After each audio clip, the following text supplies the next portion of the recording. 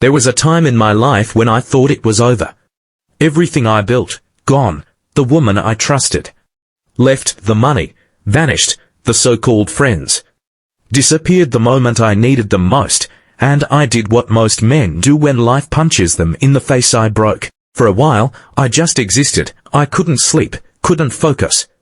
I kept replaying every mistake, every loss, like a film loop in my head.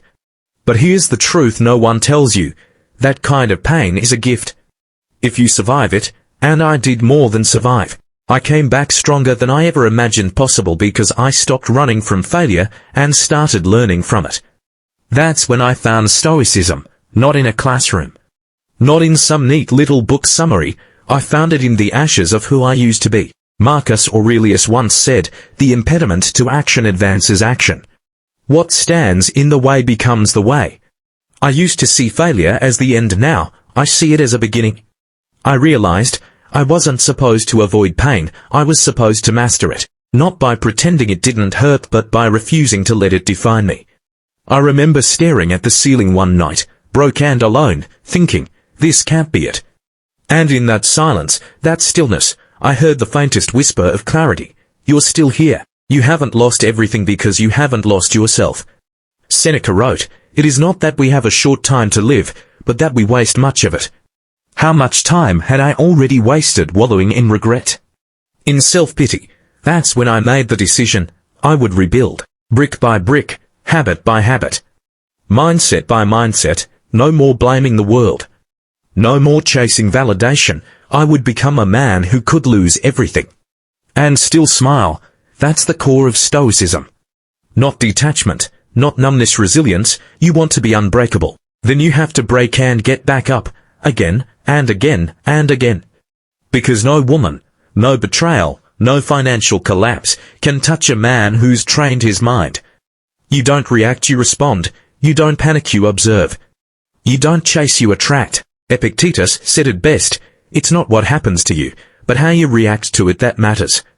Let that sink in. Every setback, every failure, every painful experience. It's your training ground. Life isn't punishing you, it's forging you. Look, I'm not here to sell you a fantasy. There's no overnight transformation. No magic mindset switch, but there is a process. There is power in stillness, power in saying, this happened. And now I decide what comes next. I stopped begging for peace from the world, and I started building it inside myself. Day by day, I journaled my pain, I meditated on my mistakes. I rewired my thinking not to avoid emotion, but to master it. And when things got tough, and they did, I reminded myself, if I can survive this, I can survive anything. You're watching this video right now because something inside you knows this too. Maybe you've been betrayed, maybe you've hit rock bottom, or maybe you're just sick of being soft, sick of reacting, sick of letting life push you around. Good, because now it's time to stop being the victim of your story and start being the author. Failure didn't destroy me, it woke me up. It reminded me of who the hell I am, and if you're still breathing, it's not too late for you either.